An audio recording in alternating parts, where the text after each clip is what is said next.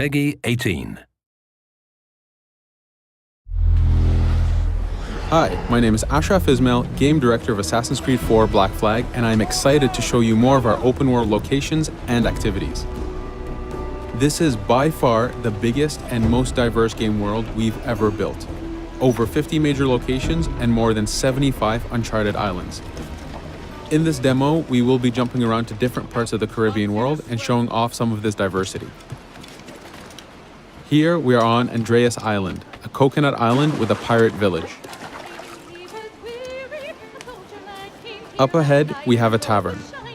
Taverns are places where you can hire crew, pay for secret information about valuable convoys, you can play mini-games, and of course, you can have a drink. To gain access to all of this, you need to prove yourself with your fists.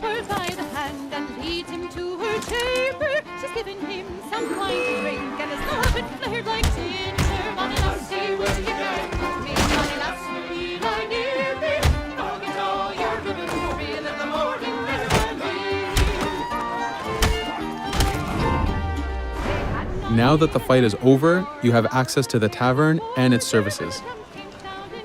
This being a tavern, there's always plenty of rum to be drank, but drinking too much will have some fun surprises for you.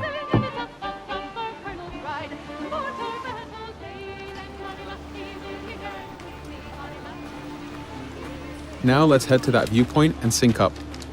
Each viewpoint in the game is a small navigation puzzle to reach the top. Synchronizing unfogs the map, showing you nearby collectibles and activities, and it also becomes a fast travel point so that you can quickly get back here. The world is massive. We need it to make it comfortable and easy for you to get to where you want.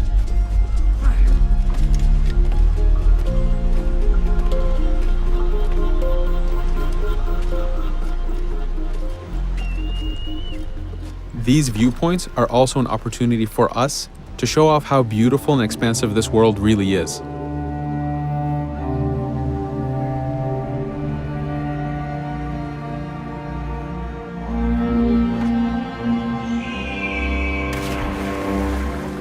Now we're heading to another important location, underwater shipwrecks. We are now able to access these locations because we recently purchased a diving bell. These are real 18th century devices that pirates and sailors used to access the underwater. Underwater is how the golden age of piracy started. Through an incredible hurricane, tons and tons of Spanish gold was lost at the bottom of the seabed. This attracted poor, jobless sailors and pirates to dive down and grab this treasure. It was important for us to include the underwater as a new environment because it was so important to the history of piracy. The underwater is full of unknown dangers and predators.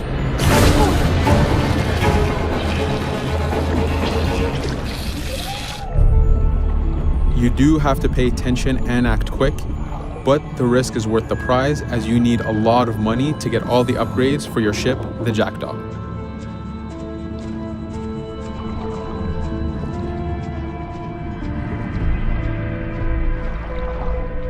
Stealth is very important even in the underwater.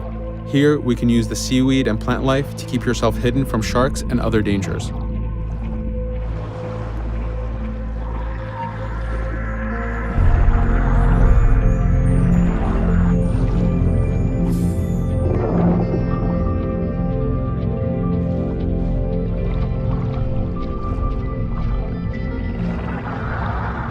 This is an air barrel.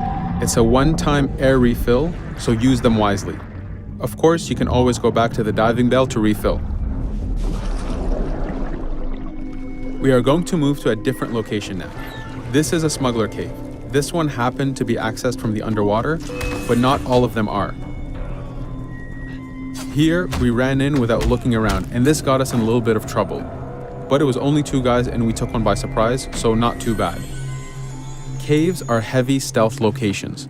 Stealth is key in this game. We've put a lot of effort in to make it a valuable and exciting gameplay for players.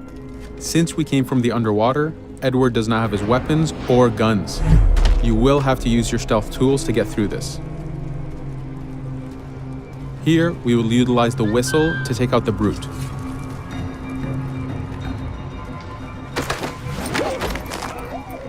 Anytime an enemy is taken out, they will drop their weapon for you to use.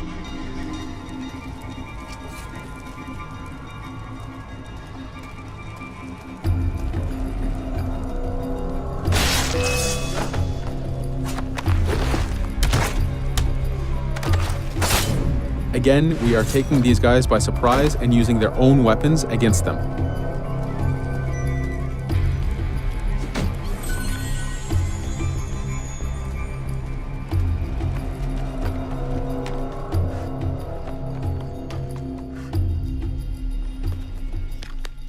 Using just your fists keeps things quiet. This allows you to take advantage over the second guard.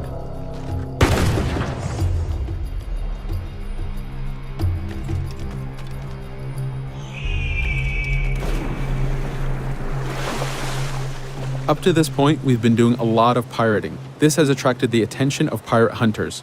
This is fed back to you with the clashing swords above the health bar. This is a first level hunter after us. You can push the wanted system to reach level 4, where you have a fleet of intense aggressive hunters after you. The horn you heard indicates that this is a charger type ship. This ship is all about getting close and ramming. Each ship type has a unique sound associated to it, the scariest being the war drums of a man of war. Your first mate, Adewale, is always giving you helpful advice and feedback. The chain shot is a stun weapon. Hitting ships slows them down. Great for stopping a charger's attack.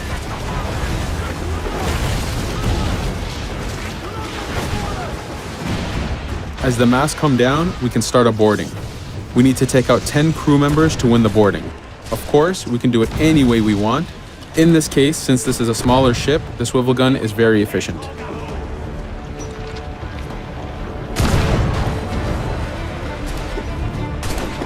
There are many objectives in the boarding system, including destroying powder keg reserves and removing the flag from the top mast. But the most basic objective is to eliminate the crew. Here, you can see Edward utilizing his dual cutlasses and guns, combining them in counters and combo attacks.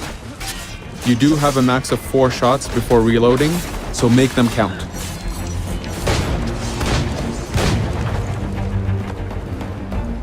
Plundering a hunter allows you to send a very powerful ship to your fleet. They are also a good way to gain ammo for the Jackdaw. In this case, we will use this opportunity to lower our wanted level.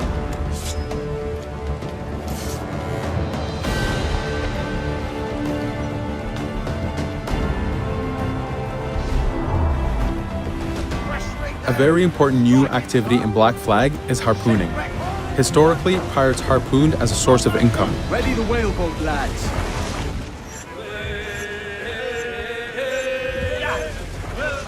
Harpooning is a part of upgrading Edward and his gear. There are many different types of creatures to harpoon, and they are all needed to get every single upgrade. Steady now, lads.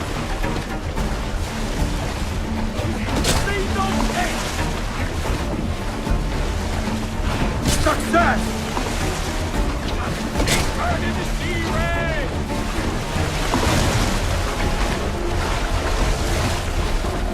It's weakening! The blast has torn the rope! Stay sharp, lads.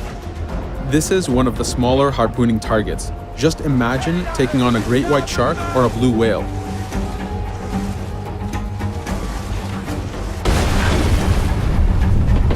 This one's dangerous! The harpooning activity itself has upgrades, and you will need them to take on the bigger targets. You can upgrade the health of the rowboat, the number of harpoons you carry, and the damage of the harpoons themselves.